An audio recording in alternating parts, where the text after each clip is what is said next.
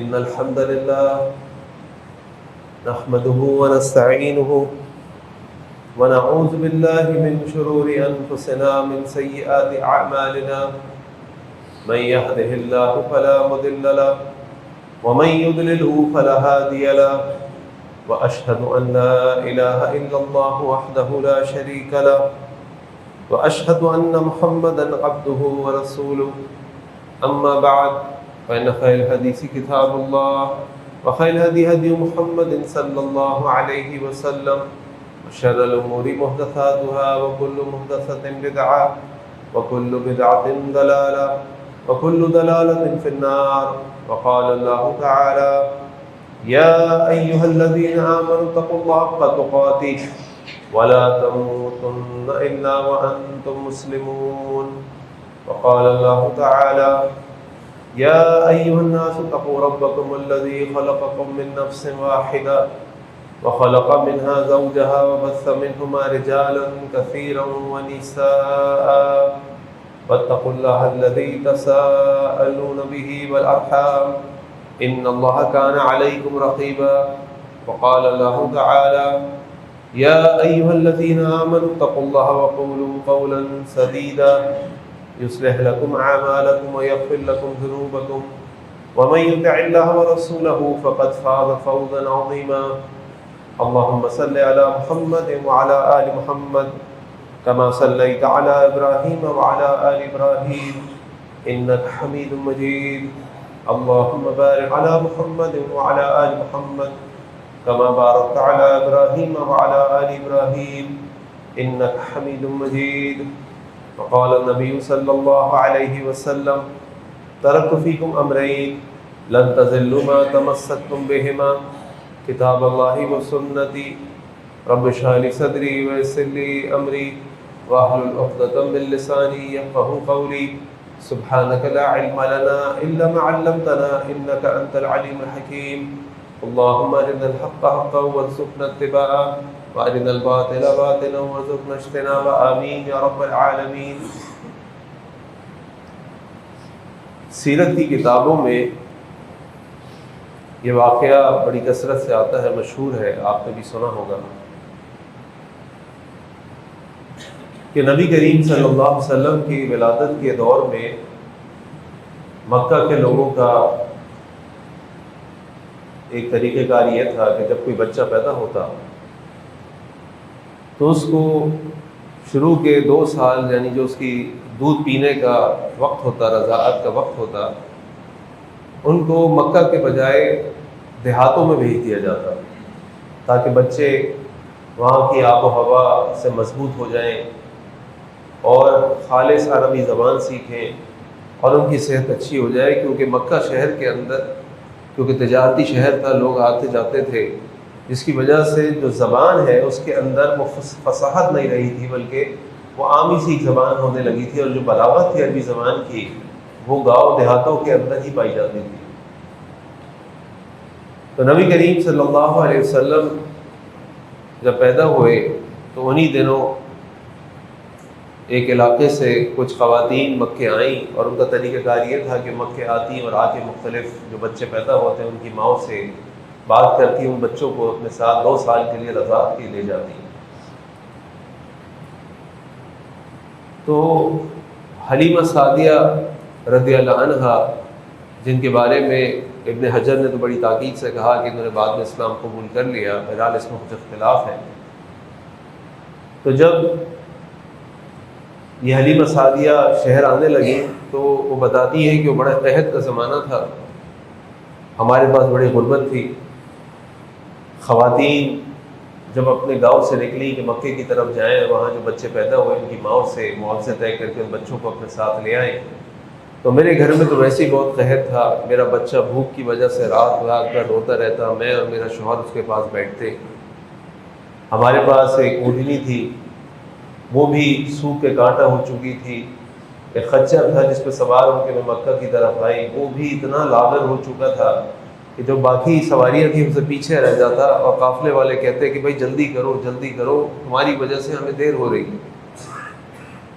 جب ہم لوگ مکہ پہنچے تو جب خواتین نے دیکھا کہ نبی کریم صلی اللہ علیہ وسلم کے گھر گئے، وہاں ان کی والدہ آمنہ سے ملاقات ہوئی تو پتہ چلا کہ یہ بچہ تو یتیم ہے، تو اس بچے کو گود لینے کا کوئی فائدہ نہیں ہے، کیونکہ یہ یتیم بچے کی ماں غربت، یہ ہمیں کیا پیسے دے گی؟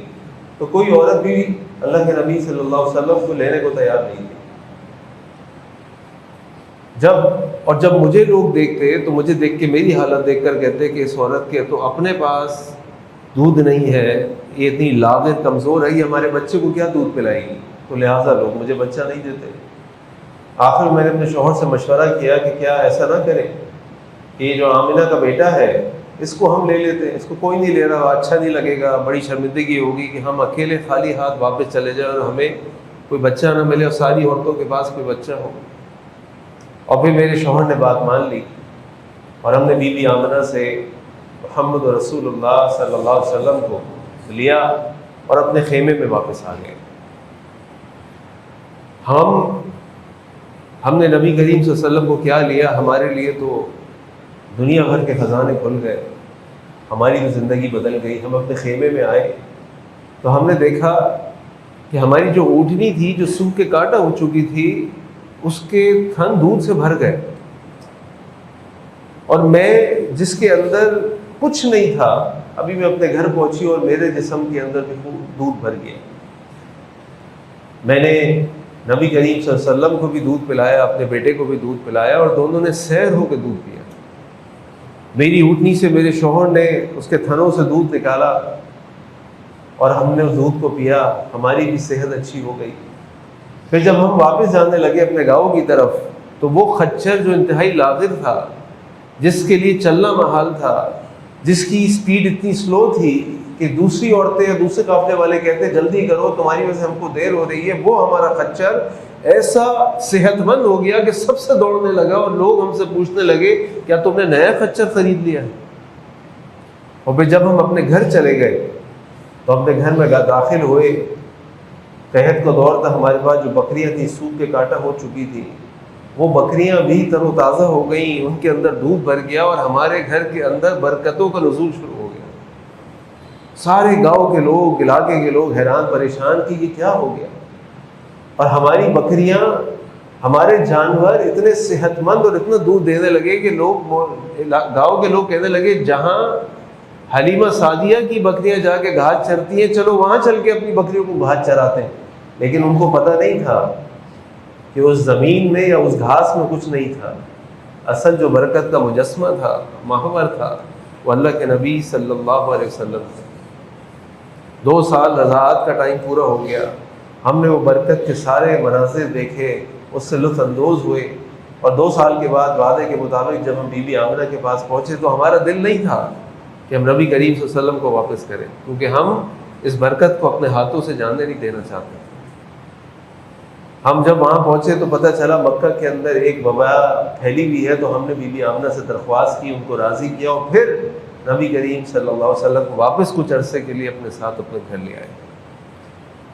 اسی طرح ہم پڑھتے ہیں کہ جب اللہ کے نبی صلی اللہ علیہ وسلم 25 سال کے تھے، اماں خدیجہ رضی اللہ عنہا اس وقت مداربت کا کام کرتی تھی، مال تجارت تھا ان کے پاس، اور لوگوں کو کمیشن پہ، پارٹنرشپ پہ، مینتانے پہ ہائر کرتی ہیں، ان سے کہتی ہیں کہ جاؤ تجارتی مال لے کر جاؤ، علاقے میں جا کے بیچو، اور پھر منافع ہم آپس میں شیئر کر لیں گے، یعنی مداربت کر لیں گے۔ تو جب نبی کریم صلی اللہ علیہ وسلم پر ان کی نظر پڑی اور دیکھا کہ یہ ایک ایسا شخص ہے جس کو لوگ صادق اور امین کہتے ہیں، اس کی تعریف کرتے ہیں، تو نبی کریم صلی اللہ علیہ وسلم کو آفر کی کہ آپ میرا مال تجارت لے کر جائیں، اور نبی کریم صلی اللہ علیہ وسلم کو مال تجارت لے کر گئے تو اماں خدیجہ نے اپنے غلام میسرہ کو بھی ان کے ساتھ کر دیا، اور میسرہ ان کے ساتھ گئے اور انہوں نے دیکھا کہ کیسے نبی کریم صلی اللہ علیہ وسلم لوگوں کے ساتھ معاملات طے کرتے ہیں، کیسے اپنے مال کو بہترین طریقے سے بیچتے ہیں، اس کی صفات، اس کی خامیاں، سب چیزیں بیان کر دیں، اور آپ صلی اللہ علیہ وسلم نے بڑی ہی جلدی دوسروں کے مقابلے میں اپنا مال بیچ دیا۔ اور جب واپس آئے تو اماں خدیجہ رضی اللہ عنہا نے کو میسرہ نے وہ ساری باتیں بتائیں، وہ برکتوں کو نزول بتایا، وہ ساری کرامات بتائیں جو نبی کریم صلی اللہ علیہ وسلم کے ساتھ اس نے دیکھی۔ نبی کریم صلی اللہ علیہ وسلم اپنی ذات کے اندر ایک برکت تھے، آپ صلی اللہ علیہ وسلم کی برکت کے بے شمار واقعات ہم سیرت کی کتابوں میں پڑھتے ہیں، اور آپ صلی اللہ علیہ وسلم کے انتقال کے بعد بھی میں بھی مطالعہ کر رہا تھا اسی برکت کے اعتبار سے، تو ایک جگہ لکھا ہوا تھا کہ ایک حضرت انس رضی اللہ عنہ نے ایک سیب ایک تابعی کو دیا، اور وہ تابعی اس سیب کو چومنے لگے، اس کو ہاتھ لگانے لگے، کہنے لگے کہ اس سیب کو ان ہاتھوں نے ہاتھ لگایا ہے جن ہاتھوں نے نبی کریم صلی اللہ علیہ وسلم کو ہاتھ لگایا ہے۔ اللہ اکبر، یعنی نبی کریم صلی اللہ علیہ وسلم اپنی ذات میں بھی برکت تھے، اور اگر آپ نبی کریم صلی اللہ علیہ وسلم کی زندگی کو دیکھیں تو آپ سوچیں کہ ایک شخص یتیم پیدا ہوتا ہے، 6 سال کی عمر میں ماں چلی جاتی ہے، پھر دادا چلے جاتے ہیں، شدید غربت ہے، کچھ نہیں ہے اپنے پاس، اپنے ہی سامنے اپنے صحابہ شہید ہو رہے ہیں، ان کے ساتھ ظلم ہو رہا ہے، اپنے 7 میں سے 6 بچوں کو اپنے ہاتھوں سے دفنا رہے ہیں، اتنی بڑی بڑی آزمائشیں، اتنے بڑے بڑے امتحان، لیکن اس کے باوجود اگر آپ نبی کریم صلی اللہ علیہ وسلم کی زندگی کو دیکھیں تو اس زندگی میں نبی کریم صلی اللہ علیہ وسلم نے جو اخلاق کے معیار قائم کیے، جس طریقے سے اللہ کے نبی صلی اللہ علیہ وسلم نے اپنے معاملات طے کیے، جس طرح نبی کریم صلی اللہ علیہ وسلم نے اپنے معاشرے میں لوگوں کے ساتھ انٹریکشن کیا، تعلقات رکھے، تو اس سے ہمیں پتہ چلتا ہے کہ برکت مال کی فراوانی کا نام نہیں ہے، برکت دنیاوی نعمتوں کی کثرت کا نام بھی نہیں ہے، برکت زندگی میں کسی غم نہ ہونے کا نام بھی نہیں ہے، بلکہ برکت انسان کے اچھے اخلاق، اچھا کردار، اچھے معاملات کا ہے۔ اسی طرح اگر آپ نبی کریم صلی اللہ علیہ وسلم کی روزمرہ کی زندگی کو دیکھیں تو آپ سوچیں کہ نبی کریم صلی اللہ علیہ وسلم بھی ہماری طرح کے ایک انسان تھے۔ ہماری تو ایک فیملی ہوتی ہے، بیوی بچے ہوتے ہیں، اس پہ ہم اتنے پریشر اور اتنے مسائل، اتنی چیزوں کا سامنا کرنا پڑے ہوتا ہے۔ اللہ کے نبی صلی اللہ علیہ وسلم کی تو 9 بیویاں تھیں، 9 گھر تھے جہاں آپ کو روز جانا ہوتا تھا، جن کے مسائل سننے ہوتے تھے، کوئی ڈیلیوری کا سسٹم نہیں تھا، کچھ آن لائن سسٹم نہیں تھا، ہر چیز خود کرنی پڑتی تھی، لیکن اس کے باوجود نبی کریم صلی اللہ علیہ وسلم کی زندگی 23 سال کی زندگی، اور ایسا انقلاب برپا کیا نبی کریم صلی اللہ علیہ وسلم نے کہ دنیا نے ایسا انقلاب نہیں دیکھا۔ آپ پہلی جنگ عظیم اٹھا لیں، لاکھوں کی تعداد میں، ملینز کی تعداد میں لوگ مرے، آپ دوسری جنگ عظیم اٹھا لیں، کروڑوں کی تعداد میں لوگ مرے، آپ دنیا کا کوئی انقلاب اٹھا لیں اور کوئی ایسا انقلاب نہیں ہے جس کا ذرا سا بھی تعلق یا کوئی تشبیہ اللہ کے نبی صلی اللہ علیہ وسلم کے انقلاب سے، لیکن کتنی خون ریزی، کتنی بربادی، کتنی قتل و غارت گری ان جنگوں نے، انقلاب نے دیکھی، اور نبی کریم صلی اللہ علیہ وسلم کی زندگی میں سب کچھ ہوا، لیکن آپ کی زندگی کی برکت یہ کہ اتنی 23 سال کی زندگی میں ایسا انقلاب برپا کیا کہ آج 14 سال کے بعد بھی ہم اس ممبر پہ کھڑے ہو کے اللہ کے نبی صلی اللہ علیہ وسلم پر درود و سلام بھیج رہے ہیں، اللہ کے نبی صلی اللہ علیہ وسلم کے اسوہ کا ذکر کر رہے ہیں، اللہ کے نبی صلی اللہ علیہ وسلم کی سیرت کے بارے میں بات کر رہے ہیں، اور ساری دنیا کے اندر اللہ اس کے رسول کے نام لینے والے موجود ہیں۔ الحمدللہ، یہ برکت ہے، یہ اللہ کے نبی صلی اللہ علیہ وسلم کی ذات میں، ان کے اسوہ میں، ان کی زندگی، روزمرہ کی زندگی کے اندر کی برکت ہے۔ اب سوال یہ پیدا ہوتا ہے، اگر میں آپ سے سوال کروں تو یقیناً آپ میں سے ہر شخص یہ کہے گا کہ ہم بھی یہ برکت حاصل کرنا چاہتے ہیں کہ کیسے ہم اپنی روزمرہ کی زندگی ایسے گزاریں کہ اتنی ہوئی 24 گھنٹے کی زندگی کے اندر اتنے بڑے بڑے کام کر لیں، کیسے ہماری زندگی ایسے گزرے کہ ہمارے جانے کے بعد، ہماری زندگی میں بھی اور ہمارے جانے کے بعد بھی لوگ ہماری کلمہ خیر اور دعائیں خیر کرنے والے ہوں۔ کیا ایسا کام کریں کہ لوگ ہمارے قریب آنا پسند کریں، ہمارے ساتھ وقت گزارنا پسند کریں، ہمارے قریب رہنا پسند کریں کہ جی یہ بڑے اچھے انسان ہیں، ان کے ساتھ بیٹھتے ہیں، کچھ سیکھتے ہیں، سمجھتے ہیں۔ یعنی عطر والے کے پاس آپ جاتے ہیں، خوشبو والے کے پاس خوشبو نہیں بھی خریدتے، اس کی دکان میں، اس کی مجلس میں، اس کے مال میں آپ کو خوشبو ملتی ہے۔ کیسے ہم ایسے بن جائیں؟ اور ہم سب یقین ایسے بننا چاہتے ہیں۔ اس برکت کے حصول کے لیے ہمیں کچھ چیزوں پہ کام کرنا ہوگا، کچھ چیزوں کے بارے میں سوچنا ہوگا۔ نمبر 1، اللہ کے نبی صلی اللہ علیہ وسلم پر کثرت سے درود و سلام پڑھیں، کثرت سے۔ ایک درود و سلام پڑھنا یہ ہے کہ بس ایک عادتاً پڑھ لیا صلی اللہ علیہ وسلم، صلی اللہ علیہ وسلم۔ ایک یہ ہے کہ اللہ کے نبی صلی اللہ علیہ وسلم کی زندگی کو، ان کے احسانات کو، ان کے کردار کو، ان کے اخلاق کو باقاعدہ بیٹھ کر، سوچ کر اللہ کے نبی صلی اللہ علیہ وسلم پر درود و سلام۔ جیسے بھی آج جمعے کا دن ہے، اور آج کے دن کے لیے اللہ کے نبی صلی اللہ علیہ وسلم نے فرمایا کہ مجھ پر کثرت سے درود بھیجا کرو۔ ایک صحابی جب اللہ کے نبی صلی اللہ علیہ وسلم سے پوچھا انہوں نے کہ اللہ کے نبی صلی اللہ علیہ وسلم میں آپ کا درود بھیجتا ہوں، کیا میں آپ کے درود میں اضافہ کروں؟ آپ نے فرمایا کرو تو اچھا۔ میں نے کہا میں 1/4 جو دعا کرتا ہوں، میں جو میں دعائیں کرتا ہوں ان میں سے 1/4 حصہ آپ کا درود ہوتا ہے۔ آپ نے فرمایا جیسا تم پسند کرو، لیکن اگر تم اس کو بڑھا لو تو اچھا ہے۔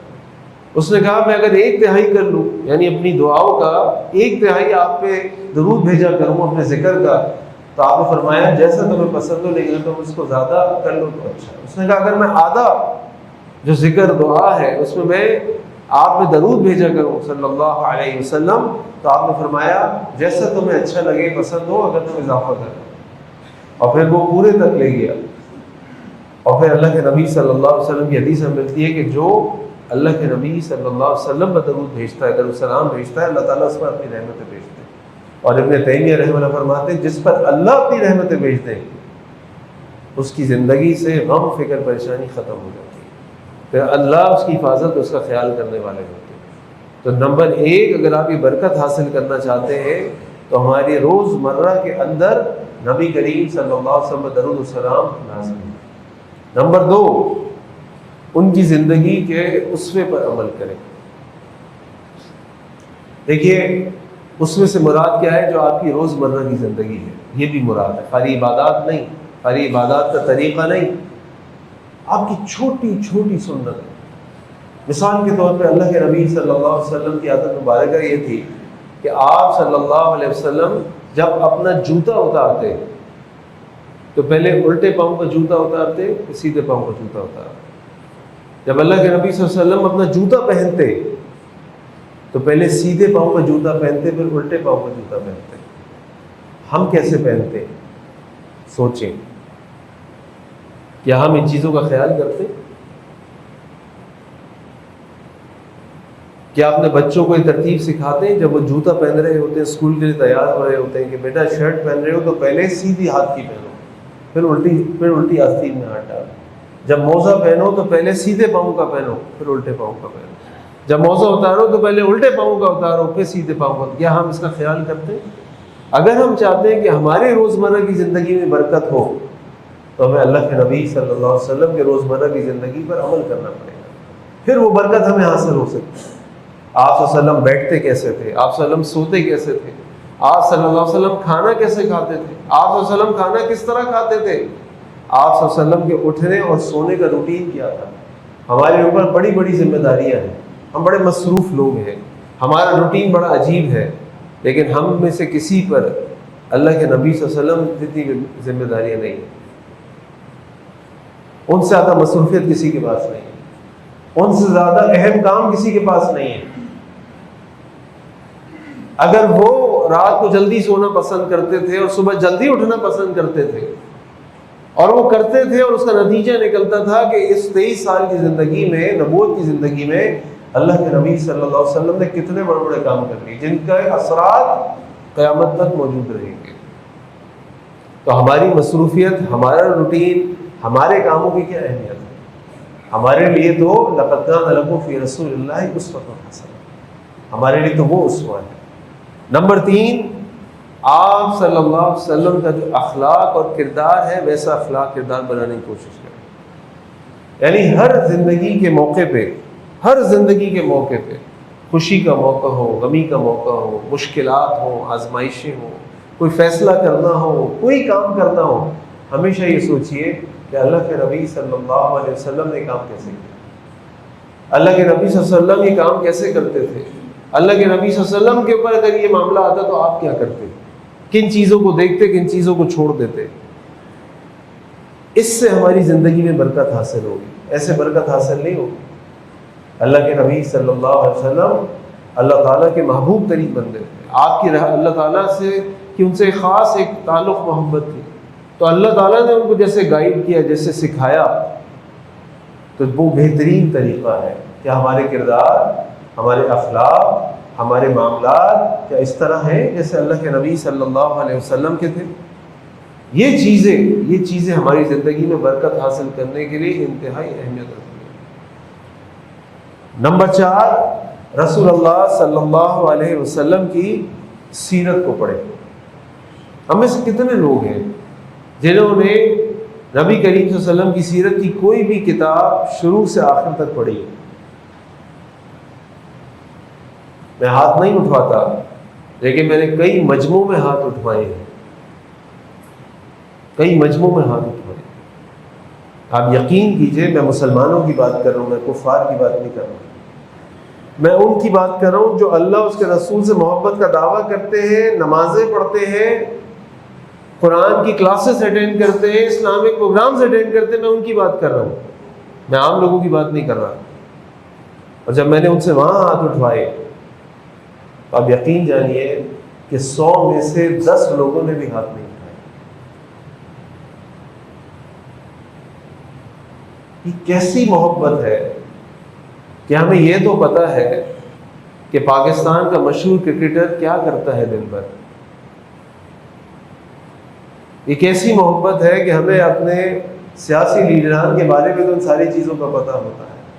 یہ کیسی محبت ہے کہ ہمیں دنیا کی مختلف شخصیات کے بارے میں اتنی معلومات ہوتی ہیں کہ اللہ کے نبی صلی اللہ علیہ وسلم کے بچوں کے نام بھی ہمیں نہیں پتہ ہوتے، اور نہ ہم اپنے بچوں کو اپنے گھر والوں کے ساتھ کبھی اس کو ڈسکس کرتے ہیں، اور نہ ہمارے پاس یہ وقت ہے کہ ہم اللہ کے نبی صلی اللہ علیہ وسلم کی سیرت کو پڑھیں، سمجھیں، سنیں اور اس پر عمل کریں۔ یہ کیسی محبت ہے، یہ کیسی محبت کا دعویٰ ہے۔ یہ دعویٰ بھی کھوکھلا ہے اور یہ محبت بھی کھوکھلی ہے۔ اگر میں آپ کے سامنے باتیں رکھوں جو صحابہ کرتے تھے، یعنی اللہ کے نبی صلی اللہ علیہ وسلم ایک دن گھر سے نکلے تو ابو بکر صدیق رضی اللہ عنہ گھر سے نکلے، اور شدید گرمی کا وقت تھا، غالباً ایسا وقت تھا جب لوگ گھروں سے نہیں نکلتے۔ ابو بکر صدیق کی بات کر رہا ہوں میں آپ سے رضی اللہ عنہ، عام آدمی کی بات نہیں کر رہا۔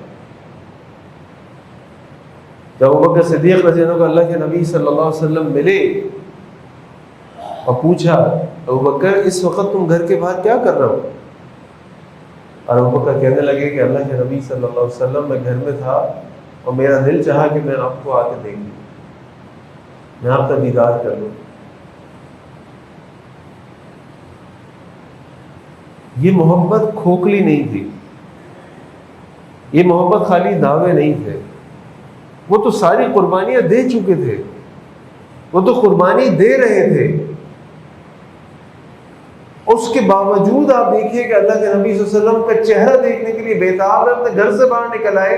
ایسے وقت جو نکلنا بڑا محال ہوتا تھا، تکلیف دہ ہوتا تھا، لیکن نہیں، میرا دل چاہ رہا، مجھے گھبراہٹ ہوئی کہ میں آپ کی شکل دیکھوں، میں آپ کا دیدار کروں۔ یہ محبت ہے، لیکن یہ محبت اب ظاہری سی بات ہے، ہم اللہ کے نبی صلی اللہ علیہ وسلم سے تو مل نہیں سکتے، لیکن ذرا سوچئے کہ اگر اللہ کے نبی صلی اللہ علیہ وسلم آج ہمارے محلے میں آ جاتے اور ہمارے گھروں میں آ جاتے اور ہماری مسجدوں میں فجر کے وقت آ جاتے، تو اللہ کے نبی صلی اللہ علیہ وسلم ہمارے بارے میں کیا گمان کرتے؟ اللہ کے نبی صلی اللہ علیہ وسلم کا آخری دن تھا، اللہ کے نبی صلی اللہ علیہ وسلم پچھلے 3 دن سے گھر سے باہر نہیں آ رہے تھے، 17 نمازیں ابو بکر صدیق رضی اللہ عنہ نے امامت کی۔ اللہ کے نبی صلی اللہ علیہ وسلم فجر کے وقت آپ صلی اللہ علیہ وسلم نے گھر کا پردہ اٹھایا اور آپ نے دیکھا کہ میرے صحابہ نماز پڑھ رہے ہیں، فجر کا وقت تھا، فجر کی نماز پڑھ رہے ہیں۔ آپ صلی اللہ علیہ وسلم کے چہرے پہ مسکراہٹ آ گئی۔ صحابہ سمجھے کہ اللہ کے نبی صلی اللہ علیہ وسلم کی بخار کی شدت میں کمی ہو گئی، اللہ کے نبی صلی اللہ علیہ وسلم دوبارہ صحت یاب ہو رہے ہیں، اللہ کے نبی صلی اللہ علیہ وسلم دوبارہ ہمارے پاس باہر آئیں گے۔ لیکن اللہ کے نبی صلی اللہ علیہ وسلم پردہ کھول کے کیا دیکھ رہے تھے کہ میرے صحابہ نماز پڑھ رہے ہیں، اور آپ صلی اللہ علیہ وسلم کے چہرے پہ اطمینان، خوشی اور مسکراہٹ۔ آج اگر ہمارے گھروں کے پردے اٹھا کے دیکھا جائے تو ہم سب دھت پڑے سو رہے ہوتے، مسجدوں میں آیا جائے تو مشکل سے 1 سے 2 صفیں ہوگی۔ کیا محبت ہے یہ؟ کیسے وہ برکت حاصل ہوگی؟ ہم بات کرتے ہیں جی اسلام ایسے نافذ ہوگا، اسلام کے لیے یہ کرنا ہوگا، اسلام کے لیے کرنا ہوگا۔ حال یہ ہے کہ اگر ایک آدمی ہمارے ساتھ 3 دن گزار لے تو ہم سے اتنی نفرت کرے گا، دوبارہ شکل دیکھنے کا روادار نہیں ہوگا کہ ہم ہمارے اخلاق، کردار اور معاملات کو دیکھ لیں، ہمارے روٹین کو دیکھ لیں کہ یہ اسلام لے کر آئیں گے، یہ اسلام لے کر آئیں گے۔ تو اللہ کے نبی صلی اللہ علیہ وسلم کی سے اگر سچی محبت کرتے ہیں تو ان کی سیرت کو پڑھیں، ان کی سیرت کو سمجھیں، ان کی سیرت کے حلقات کو اٹینڈ کریں، اس پہ عمل کریں، تاکہ اللہ کے نبی صلی اللہ علیہ وسلم سے ہمیں سچی محبت، اللہ تعالیٰ سے دعا ہے کہ اللہ تعالیٰ ہمیں اللہ کے نبی سچی محبت عطا فرمائے اور ان کی سنتوں پر عمل کرنے کی توفیق عطا فرمائے۔ آخر دعوانا الحمدللہ رب العالمین۔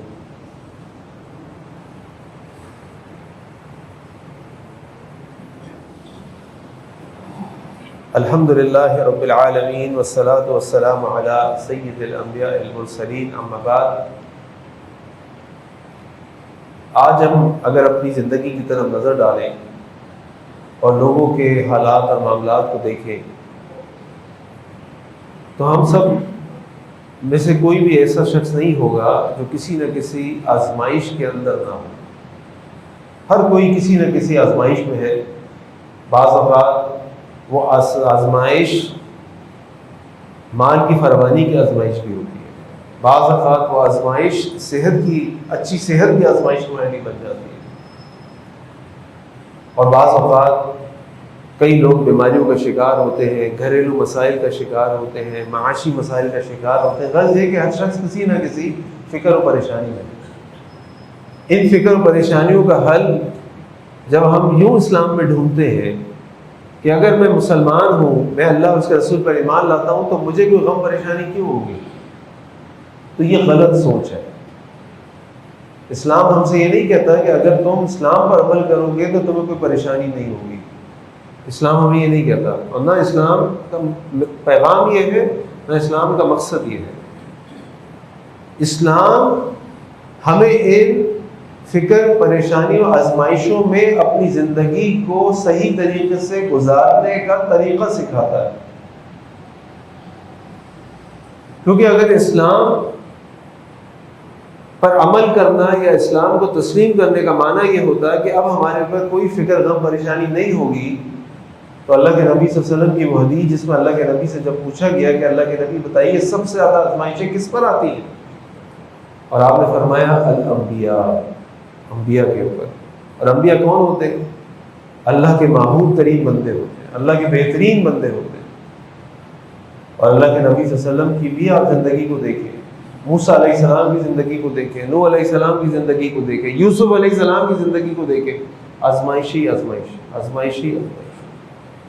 مطلب یہ ہوا کہ اسلام ہمیں یہ نہیں کہتا کہ اسلام کو مان لو گے تو تمہیں تکلیف نہیں آئے گی۔ اسلام ہمیں کہتا ہے اسلام کو مان لو، اس پر عمل کر لو، اس کو سمجھ لو، تو جو آزمائش، تکلیف، پریشانی تمہاری زندگی میں ہے اس کے اندر تمہیں زندگی گزارنا ہے۔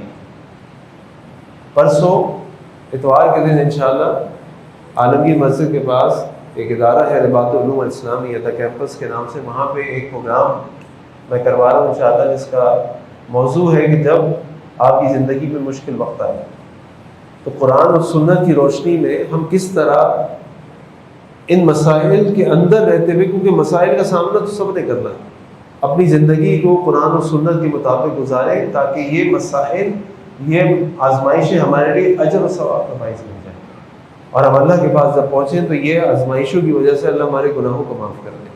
تو یہ پروگرام انشاءاللہ صبح 10:30 سے 2 بجے تک ہے، اور مردوں کے لیے بھی ہے، خواتین کے لیے بھی ہے، ہماری اذان کی ٹیم میں موجود ہے، یہ انشاءاللہ ان سے اس کی تفصیلات نماز کے بعد دے سکتے ہیں۔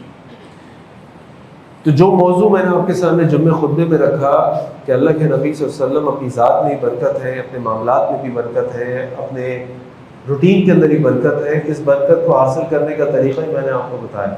تو اس کا حاصل یہ ہے کہ اب ہم میں سے ہر شخص یہ کوشش کرے کہ اس نے کچھ نہ کچھ آج کے دن سے لے کر آگے روز کچھ نہ کچھ اللہ کے نبی صلی اللہ علیہ وسلم کی سنت کو اپنانا ہے، اس پر عمل کرنا ہے، کیونکہ یاد رکھیں جتنا ہم اللہ کے نبی صلی اللہ علیہ وسلم کی اتباع کریں گے، جتنا ان کے نقش قدم پر چلیں گے، جتنا ان کے اسوہ پر عمل کریں گے، اتنی ہماری زندگی کے اندر خیر و برکت آئے گی، اور جتنا اس سے دور ہوں گے اتنا خیر و برکت سے دور ہوں گے۔ وہ چھوٹا سا کام چاہے اپنے مسلمان بھائی کی طرف مسکرا کر دیکھنا ہی کیوں نہ ہو۔ ابھی میں ایک مسجد میں نماز پڑھ رہا تھا، اکثر جاتا ہوں وہاں پہ، تو وہاں کا ماحول بڑا اچھا ہے، وہاں سب ماشاءاللہ ایک دوسرے ہنستے بولتے ہیں، بہت اچھا ماحول ہے اس مسجد کا۔ تو مجھے ایک صاحب کہنے لگے برابر میں کہ آپ دیکھیں ہماری مسجد میں ہر آدمی مسکراتا ہے، ورنہ عام مسجدوں میں جاؤ تو ایسا لگتا ہے کہ گھر سے لڑکے آئے ہوئے کسی نے بات کی تو ابھی جھگڑا ہو جائے گا۔ یہ مسکرانا اللہ کے نبی صلی اللہ علیہ وسلم کی سنت ہے۔ اتنی آزمائشوں کے بعد بھی صحابہ بیان کرتے ہیں کہ میں نے جب نبی کریم صلی اللہ علیہ وسلم کو دیکھا آپ مجھے مسکرا کر دیکھ رہے تھے۔ یہ مسکرانا اپنا لیجیے، اپنے کپڑوں کو، اپنے جوتوں کو سیدھی طرف سے پہننا اور الٹی طرف سے اتارنا اپنا لیجیے۔ مسجد سے جب باہر نکل رہے ہوتے ہیں تو پہلے ہمیں الٹا پاؤں نکالنا ہوتا ہے، اور پھر ہم دعا پڑھتے ہیں اللہم انی اسألک، مزے کو سیدھا پاؤں جوتے میں ڈالنا ہوتا ہے۔ تو بجائے یہ کہ آپ ڈائریکٹ اپنا پاؤں جوتے میں ڈالیں، پہلے دونوں چپل جوتے باہر رکھیں، اس پہ اپنا جوتے کے اوپر اپنا الٹا پاؤں رکھ کے دعا پڑھیں، پھر سیدھا پاؤں پہلے ڈالیں۔ محنت کریں اس کے لیے، محنت اللہ کے نبی صلی اللہ علیہ وسلم کے اسوہ پر عمل کرنے کے لیے محنت کریں، پھر خیر و برکت ہوگی۔ دنیا کے 2 ٹکوں کے لیے کتنی محنت کرنی پڑتی ہے۔ تو اللہ کے نبی، آخرت، جنت، برکت، خیر، اللہ کی رضا، اس کے لیے محنت کرنے میں ہمیں کوئی آر نہیں ہونی چاہیے، بلکہ ہمارا ہر دن اللہ کے نبی صلی اللہ علیہ وسلم کی سنتوں پر عمل کرنے کے اعتبار سے آگے سے آگے بڑھنے کا دن ہونا چاہیے۔ اللہ سے دعا ہے کہ اللہ تعالیٰ ہمیں نبی کریم صلی اللہ علیہ وسلم سے سچی محبت، ان کی سنتوں سے محبت اور ان کی سنتوں پر عمل کرنے والا بنا۔ اللہ سے دعا کریں کہ اللہ دنیا میں جہاں جہاں مسلمان تکالیف پریشانی شکار تعالیٰ کی مشکلات کو دور فرما۔ اے اللہ ہمارے ملک پاکستان کی حفاظت فرما۔ اے اللہ ہمارے حکمرانوں کو اپنے فیصلے قرآن و سنت کے مطابق کرنے کی توفیق عطا فرما۔ یا اللہ ایسے ایسے فیصلے کرا لے جو امت مسلمہ اور امت پاکستان کے مفاد میں ہوں۔ اے اللہ ان کو اچھے اخلاق اور اتحاد و اتفاق عطا فرما دے۔ اے اللہ ہماری شہر کراچی کی حفاظت فرما دے، ہمارے جانوں والوں عزتوں کی حفاظت فرما دے۔ اے اللہ ہمیں نیک اولاد بنا دے، نیک اولاد عطا فرما دے۔ اے اللہ ہمیں اپنے والدین کے لیے صدقہ جاریہ بنا دے، ان کی آنکھوں کی ٹھنڈک بنا دے۔ اے اللہ ہماری اولادوں کو ہماری آنکھوں کی ٹھنڈک بنا دے۔ اے اللہ ہر قسم کی شرک، بدعت اور اعتدالی سے بچا لے۔ اللہ کے نبی صلی اللہ علیہ وسلم سچی محبت، کی سنتوں سے محبت، ان کی سنتوں پر عمل کرنے والا بنا دے۔ اللہ تمام بیماروں کو شفا کامل عاجل عطا فرما دے، جو گھروں میں، اسپتالوں میں، سب کو شفا کامل عاجل عطا فرما دے۔ اللہ ہمارے مرحومین جو حالت ایمان میں دنیا سے رخصت ہو چکے، اللہ تعالیٰ ان کی مغفرت فرما دے۔ اللہ جو لوگ بھی ہم زندہ ہیں، اللہ ہم سب کو اسلام پہ زندہ رکھ، جو ہمارا خاتمہ حالت ایمان پہ ہمارا خاتمہ ہو۔ اے اللہ ہماری دعا قبول فرما لے۔ اے اللہ ہماری خطاؤں کو درگزر فرما دے۔ اے اللہ 5 وقت کی نماز باجماعت مسجد میں پڑھنے والا بنا دے۔ اے اللہ ایک دوسرے سے اچھے اخلاق، اچھے کردار، اچھے معاملات کرنے کی توفیق عطا فرما دے۔ عفو و درگزر سے کام لینے والا بنا دے۔ بڑوں کی عزت اور چھوٹوں سے محبت کرنے والا بنا دے۔ اے اللہ اپنے ہمسایوں کے ساتھ، رشتہ داروں کے ساتھ اچھا سلوک کرنے والا بنا دے۔ ان اللہ یأمر بالعدل والإحسان وإيتاء ذي القربى وينهى عن الفحشاء والمنكر يعظكم لعلكم تذكرون۔ سبحان ربك رب العزة عما يصفون وسلام على المرسلين والحمد لله رب العالمين۔